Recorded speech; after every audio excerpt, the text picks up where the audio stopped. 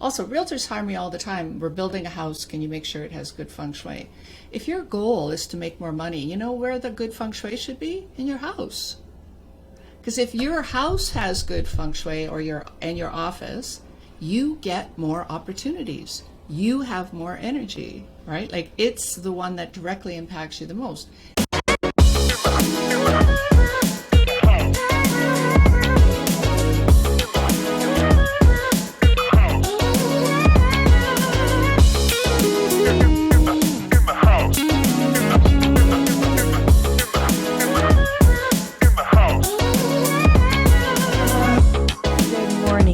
My name is Jenny Woon. I'm Tony Singh. And we have a guest, Marlyna Los from Kerrisdale, right here in Vancouver. And she is a mastermind in Feng Shui, a consultant, an educator, and an author. Thanks for joining us, Marlyna. Oh, I'm so sorry. I forgot to introduce my co-host. I introduced myself. Okay. It's all good. It's an early morning for me. Oh my gosh. That's so good. Oh my gosh, Marlyna. Obviously, I don't have all my spirits and my energy all aligned this morning. But tell us a little bit about yourself.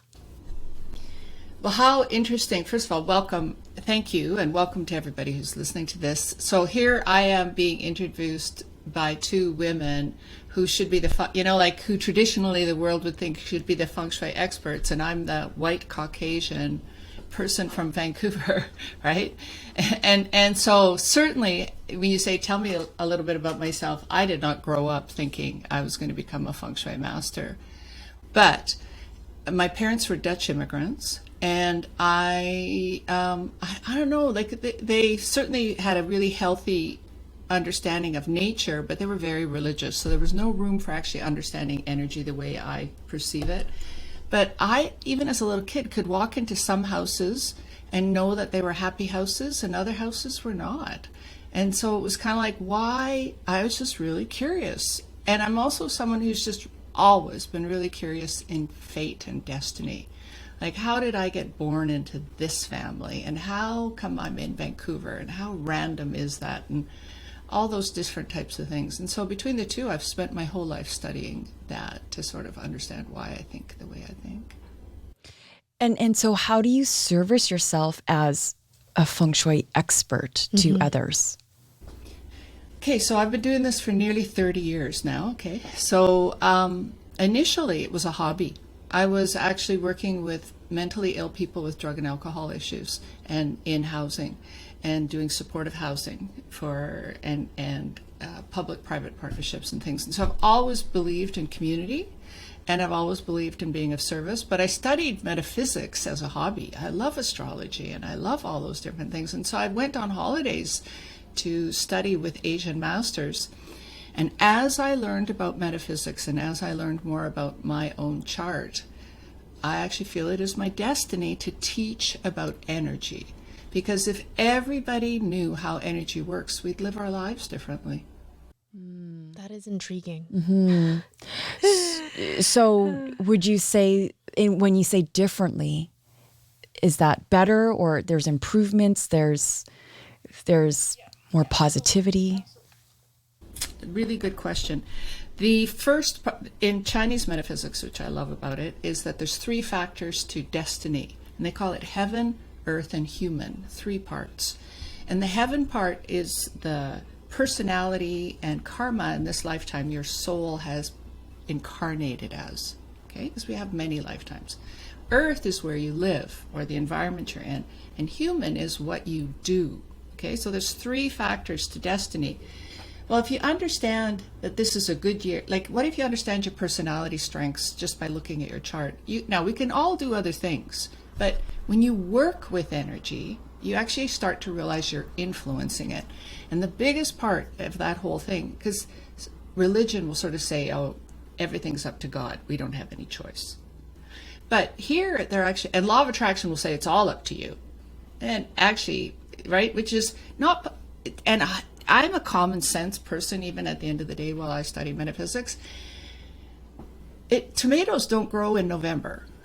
So it's not just all up to us. There's an energy matrix, if you will, here on Earth. And if we work with it, then we can change our destiny. And the biggest part of that, and you guys, I'm sure, have done personal growth workshops. You're ambitious, go-getter girls. You know how much your thoughts influence your destiny. Now, that's where Feng Shui also comes into effect, because your environment influences your thoughts. Now, which came first? Did you pick the environment because you have negative thoughts and it doesn't support you? And that goes back to Think and Grow Rich. Think and Grow Rich would say it's easier to become a rich person if you were born in a rich family. Why is that? That's because they know the vibe.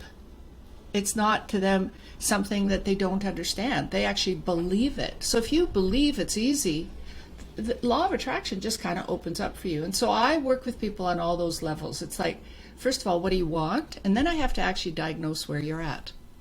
So are you the problem? Is the house the problem? Like, what's the problem? Usually it's a combination of factors. And then we start shifting energy. And that's what I mean. It's like if everybody knew how energy worked. Now, here's the thing. What kind of world do you want to live in? Do you want to live in a world where we're kind to one another? Where there's enough for everybody? Well, if you want to have a world where there's enough for everybody, one of the first things is you actually have to be generous. You know, like but then you can choose, now be smart, pick an environment that supports you to thrive. And most people don't know what well, actually, energy is invisible. There's a real science to this. This is not just about lucky frogs. Marlyna, can I ask a question? I'm somebody that's newer to learning about energies and metaphysics. And it might be a stupid question, but I'm just curious, can you pick up on Jenny's and my energies right now through this call? Or is it more so that you have to be there physically in person in order to feel the vibe of certain things? To a degree, with face reading, because I can see your faces, I can pick up a fair amount of things just with that, right? Like just to see your energy. However, but for me, I need your birthday. So that, yeah, okay, that makes sense. Your birthday tells me your blueprint. It's your DNA blueprint, if you will, or your destiny code that it gets called. And so between your birthday and then looking at you, for sure, I know lots more about you than you would. Oh, that is so neat. Be surprised. So I guess for our listeners that are new to Feng Shui, if you were going to give an explanation about just the definition of it, what would the quick definition be? And I guess what are some myths and truths about your practice and what you do? Okay. So Feng Shui literally translates as to wind and water. Okay, like literally that's what the translation is to wind and water. But it comes from a longer sentence or a longer paragraph, if you will, that fertility occurs, meaning energy grows, when qi can collect. Where does qi collect? Typically at the water's edge. So Feng Shui masters have been around for thousands of years, and I'm talking about classically trained ones because there's a lot out there now who don't. To be a classically trained consultant, not only do you need to know how to read the energy of the environment, and so here's a big statement too. 70% of the energy of any home is determined by location. It's not the house. So what things about location? Well, okay, you take your house and put it at Maine and Hastings. Is it going to have the same energy? No. Why is the same identical house built in Richmond half the price of what's in the British properties? I agree. It's a great question. I agree with this because I have always said many, many times to a buyer, let's just say in Burnaby, Coquitlam, or New West, and it has the characteristics. And I said to them, if this house was located in such and such location, it would just feel so much more different. Yes, I'm in the building across the street from me in the same environment faces a different direction. So the compass has 360 degrees that we divided into 8 compass sections, north, south, east, west, but then they get divided into 3 15-degree sectors. The 12 animals get divided into there as well. They have sections, like there's many rings on the compass. Each of those tells a story. And the house itself, the energy extends out into different directions. So when I do a consultation, I ask people to send me pictures of what's outside the window. Hence why, you guys know this, you're realtors, why do alleys and T intersections affect a house? Right? So I've gone to houses here in Shaughnessy particularly, and some persons lived in that house for 20 years, and they said, I don't understand it, this whole T intersection thing, I hate it, because I can't sell my house, right? Because there's one outside the window. And they said, we're obviously successful, and they were professors at UBC. And I said, yeah, I can see you're successful, but I'm wondering, do you have hip problems? And she said, yeah, I've had 2 hip replacements. That's specific. Everything that specific, because each sector the ancients discovered represented the body, the people, the things. Now, why would we pick a house that supports us versus a house that doesn't support us? It's because our subconscious beliefs are actually what we pull in. So if you believe life is hard, pretty much your feng shui is life is hard. Mm-hmm. Wow. I get that. Okay. So it's a twofold thing. Yeah. So as a realtor, and I'm sure you've heard this many, many times from us, is location, location, location. There's so much more deeper meaning to those 3 words. And it's not just intersection. It's not just and it's all about what you just talked about. Mm-hmm. Mm-hmm. Oh, very specific. I've heard feng shui masters come from Hong Kong. Somebody asked me, have you ever heard of this? A kid in the house was having drug problems, Chinese parents, and they brought the feng shui master in, and he said, you have to move the driveway. Which you would not think is connected. But the door is connected to the entrance to your house. It's a portal, if you will. And what type of energy, it can get that complex. It is amazing how profound it is. So, just putting in a new painting isn't going to fix things. Now, that, having also said that, when I say moving the driveway and the kid got better, that sounds crazy to me too. But I've done hundreds of these, if not thousands, and I see all the time when we make changes with location, direction, things, life changes. So feng shui is goal specific. Yeah. How do you separate your own personal bias or goals for that individual versus like going into like evaluating or reading that person first and finding what's best for them? Because that's a really good question. Obviously there's like kind of rule of thumbs where don't buy on the T, don't, pick a number that's good for health for the year. But then there's also your personal bias on these suggestions. So numbers are not so much feng shui, by the way, They're more superstition, but they're energy. Okay. So it's like, and I just say, cause I want to make feng shui is about working with the land to have a home that's tapped into like the energy there that brings you what you want. How do I know how to help people on my own biases or not, right? I have to ask what people want, and I can question them a bit on that. But sometimes I can look, how many people want to get married and want children, and yet I can look at their chart and different things and recognize there's some work to do before that could be happy. You can get married, but they think what's outside there will make them happy. And it's a twofold thing, right? So I have to let go, actually.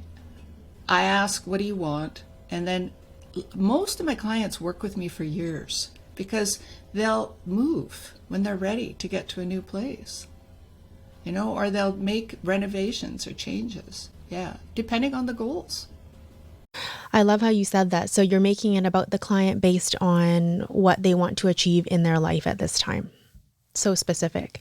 You touched on something interesting. You said there's a difference between feng shui and superstition.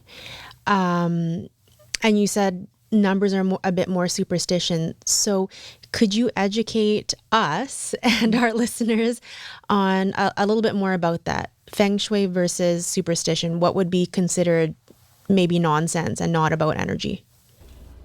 So I always use gardening as an example, okay? So say you've got lousy land, but you got good numbers. Which is more of an influence to help a plant grow? The land. Or the land? The land. So it's that simple. Okay, I like that. You need an environment that has good soil, so to speak, less noise, good setbacks, is lush and vibrant. No matter how lucky, you could have a house that's in a shitty environment with good numbers, it's not going to change your luck. You live in an environment that, like Shaughnessy or British Properties, which is two of the Point Grey, there are reasons those neighborhoods have higher price points. Mm-hmm. The numbers are not the reason. Okay. So I'm trying to, I guess, gather all the information you've talked about so far. It's about the location. Yeah, go ahead. Can I add to that 1 sec? Yeah. Mm-hmm. Why is there all these things? With the Cultural Revolution in China, Feng Shui was made illegal. Okay, so we have to remember that. Feng Shui was made illegal with the Cultural Revolution, so early 1900s. All the Feng Shui masters fled. And then what got left there was more of a superstitious thing. So just because a client comes from mainland China, unless they have a lot of money and access to a real Feng Shui master, they don't know real Feng Shui. They only know what was left because it was literally made illegal. My first trips to China to study with masters, it was all like on the down low because they could go to jail for teaching it. And then, so Hong Kong has a lot of masters, but what happens when there's a whole bunch of masters? You start becoming a snake oil salesman, right? In order to buy my trinket, buy this. And so there's a whole aspect of called trinket Feng Shui, where you need all these lucky items, okay?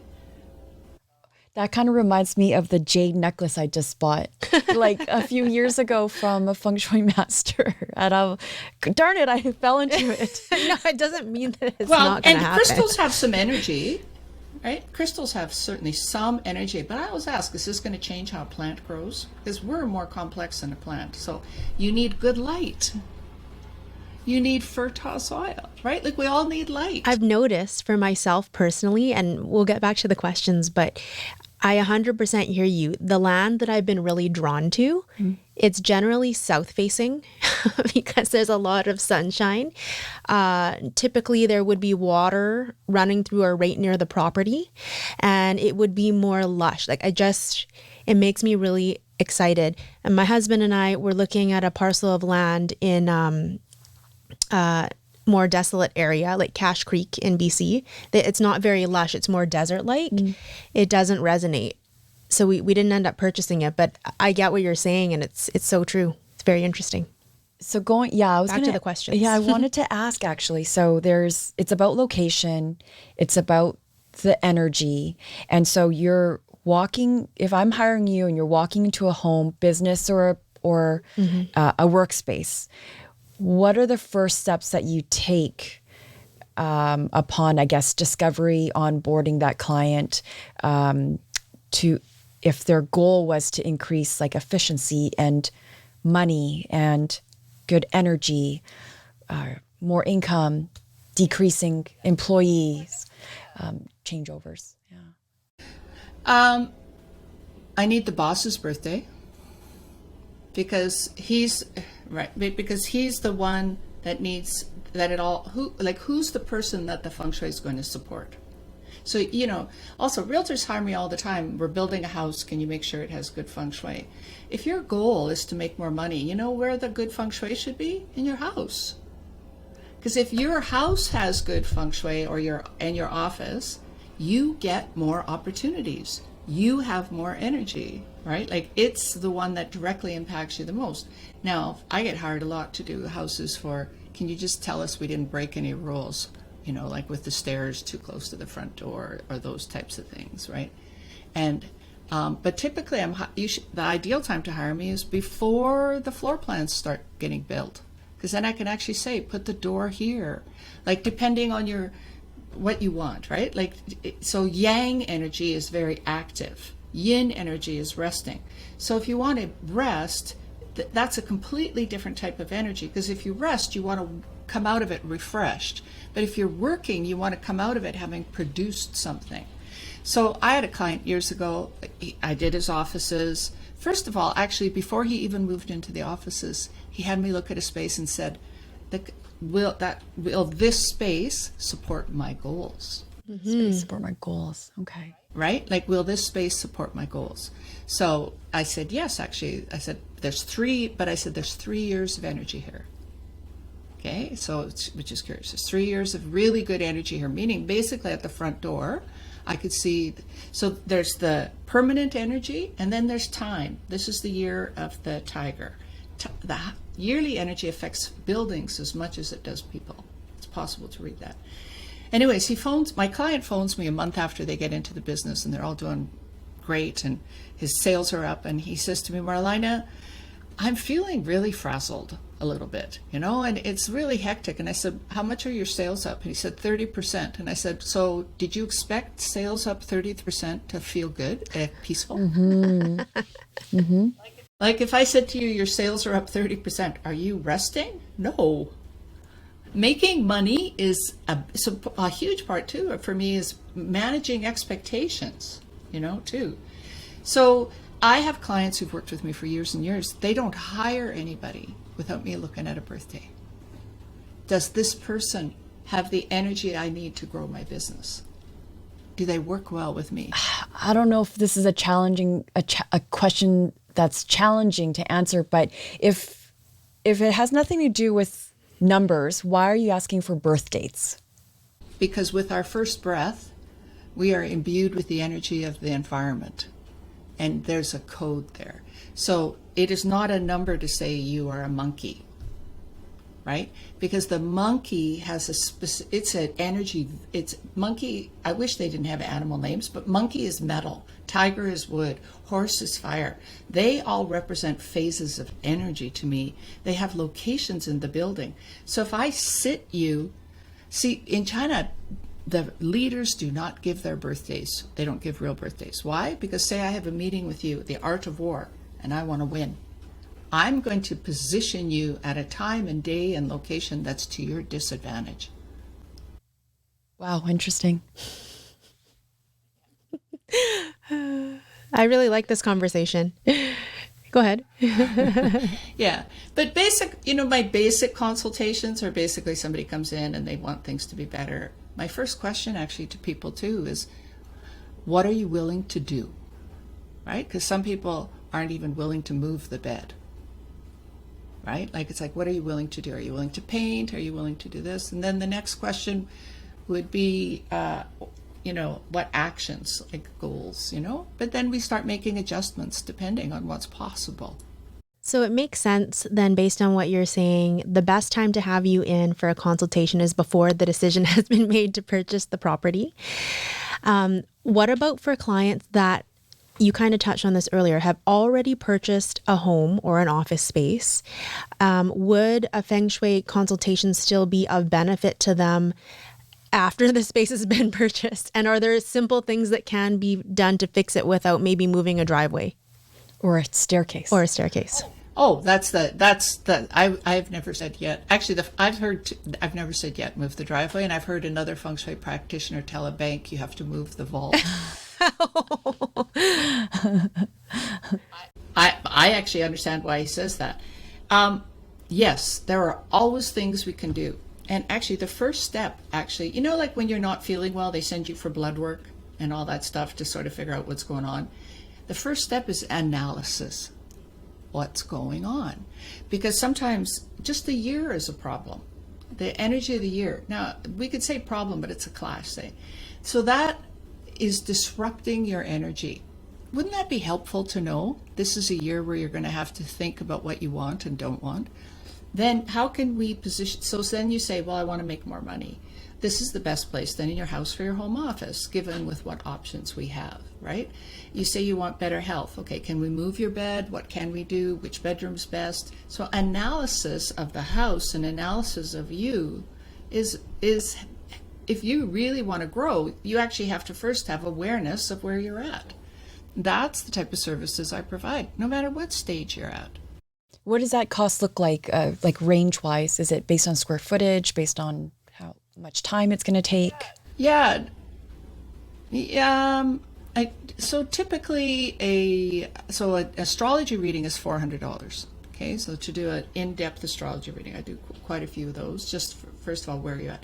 Now, if we're going to do I charge for like say you have a one-bedroom apartment, and you're looking at about $600 to $800. For a one-bedroom apartment. It doesn't go up hugely with huge houses. The other thing too is it's very possible now with a floor plan and photos and the software that's out there now to do stuff online. So I have clients all over the world who have me look at their places. Google Earth Pro is amazing. Like I can so what hooked me, because initially when I took Feng Shui classes many years ago, I had a Chinese teacher who would look at somebody would have a house and they'd have a map and they'd have the compass degree, and then the guy would say, "Did the father get sick last year?" And I would be like, "How can you see that?" And it's like because all energy has a blueprint, a vibration. When you know how to read the vibration, and if you can interpret the past, we can influence the future by, for instance, if you need an umbrella, bring an umbrella. Right? Like it's just a tool. So would you say that there's a bit of a psychicness to this? Or No, not psychicness, but I would say that just like you have good instincts, anybody that has good instincts will do better at this. You have to be able to be perceptive. Right? But I actually have rules based on my analysis. It's not like, oh, I just feel that you're going to have a bad day. I actually can look at the chart of the house and let me clarify too, bad. You know how some days are just everything flows really easily and some days things don't flow. We judge them as good or bad, but they happen all the time. And so, for instance, right now we're in the fire months. May, June, July are fire. If fire element is good for you, meaning makes life easier, you're going to enjoy the summer. But there's always some people that don't need more fire, so to speak. They find it hectic. They find it busy. They just don't enjoy it as much. Well, isn't it helpful to know that? Because then instead of blaming something, you can actually go, it's like here in winter. Oh, you're not going to blame the weather for every day feeling lousy, but it's raining. Okay, I have to now do other things to compensate. Does that make sense? Yeah. So, and so what do you what are the cosmos telling us right now this year? What are some of your recommendations or activations that you think we should be practicing or applying right now, halfway through the year? It was, the past couple of years has been really tough.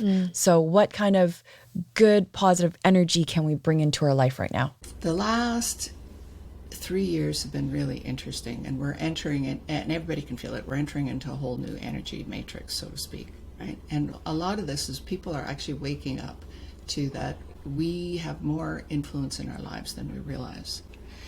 But the thing for that, to actually realize we have more influence, we have to take responsibility. So that's actually a huge thing that energetically is happening, is people are hopefully taking more responsibility for their decisions. So what was supposed to happen the last 2 years through COVID, why the whole thing energetically happened, is what's working in your life, what's not working, did you make changes? This year is a very powerful year where we're setting the seeds for the next 12 years, if you will, like Asta. So all the actions we do this year, it's almost like planting a tree that you're going to see fruit from years down the road.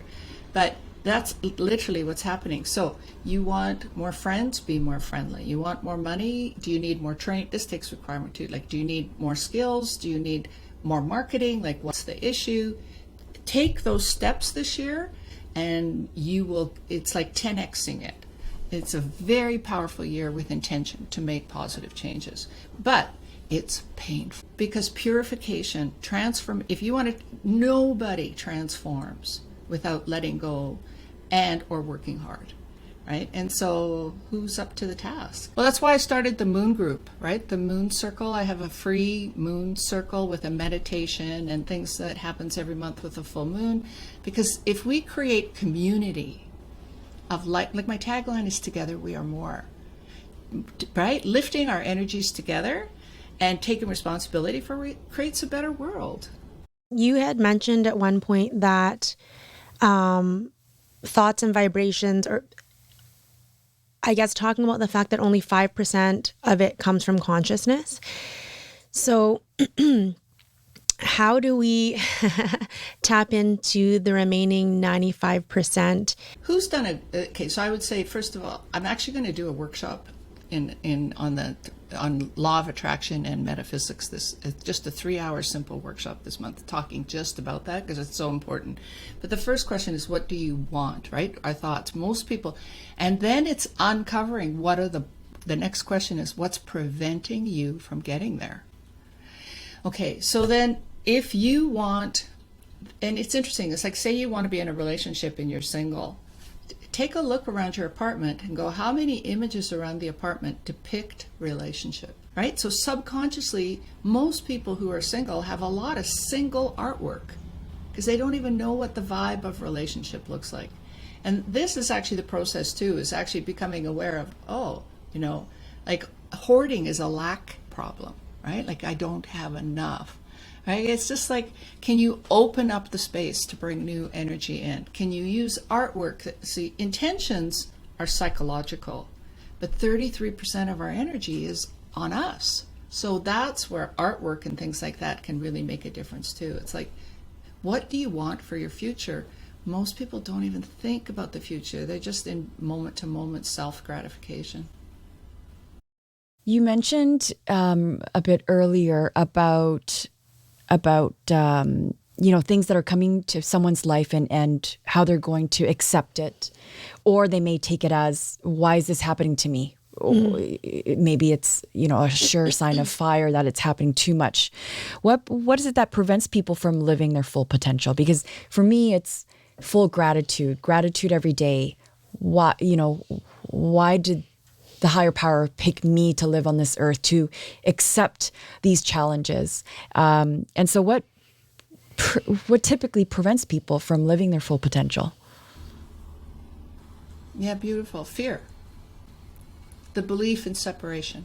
The belief that, and that could be a subconscious belief. How many women, okay, so I have a huge psychology background too, right? So if in our DNA, literally, is our mother and grandmother's beliefs. How many of us had empowered mothers? So that's in our subconscious, even that we have to learn to release, right? And things. Gratitude is already a huge step, because what you're then doing every day is saying, this is happening for me, not to me. And my life changed around 35. I was coming out of a toxic, my second long-term relationship. And I thought the guy was really different. And then I recognized at some point it wasn't different.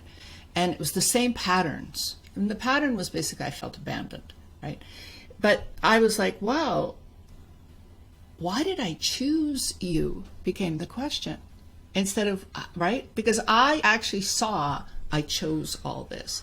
And then I realized, well, I chose him because I actually believe in abandonment.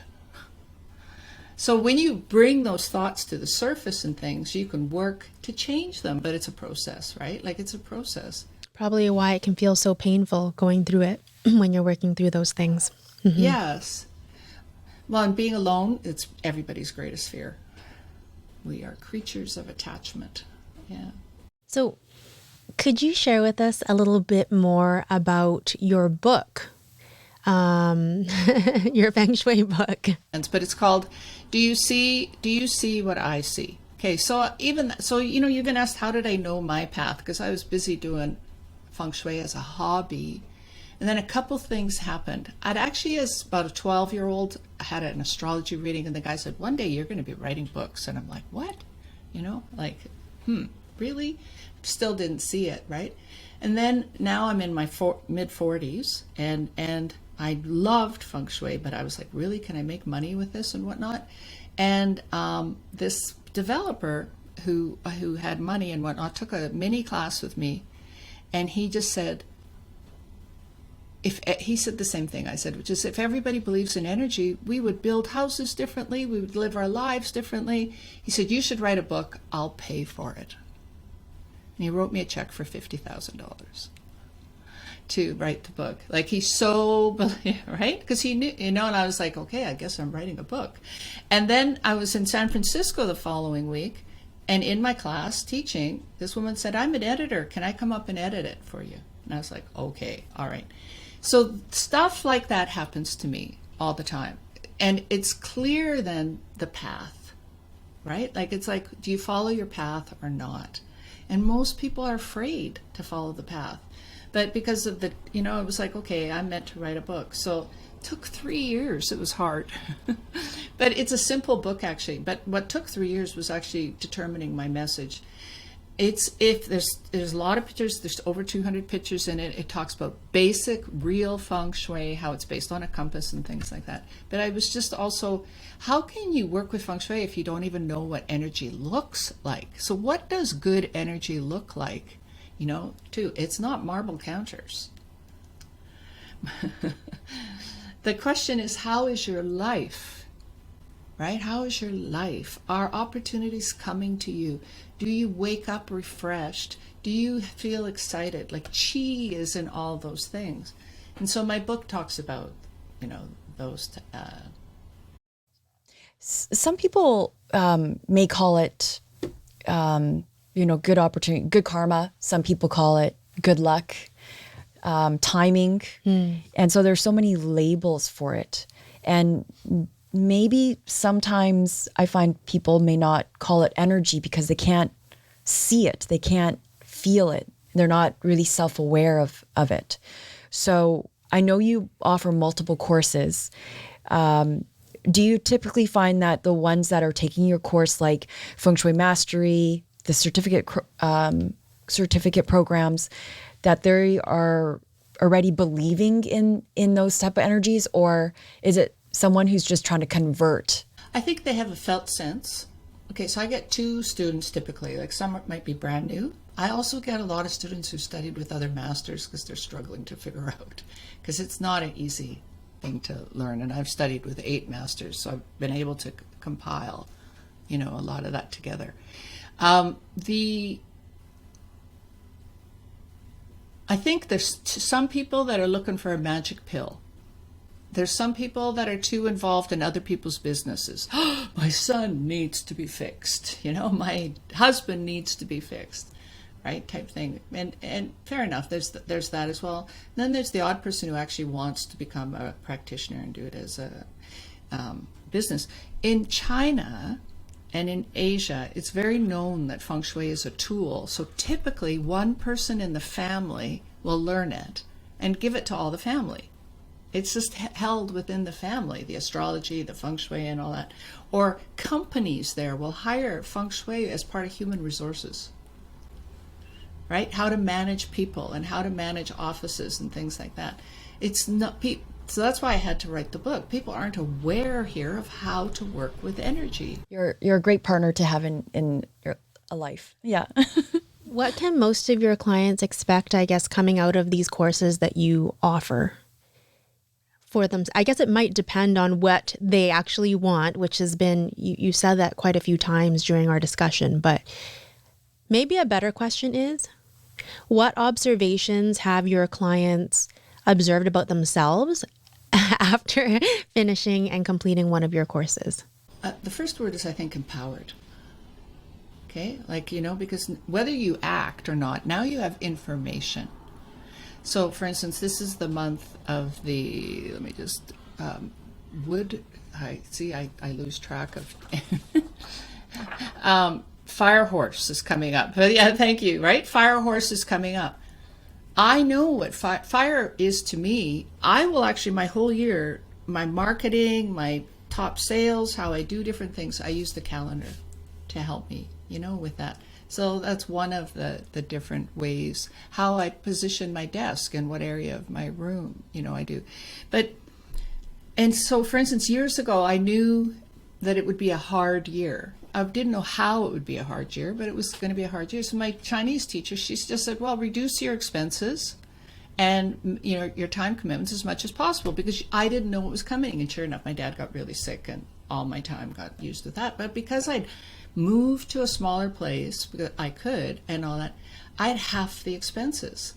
So that was a strategic way to work with that, right? It's like, and then that was like, some years are good to study, some years are good to write a book, some years are like, and we're conscious beings. We can do stuff all the time, but sometimes wouldn't it be nice if we could do it when we're in flow instead of upstream?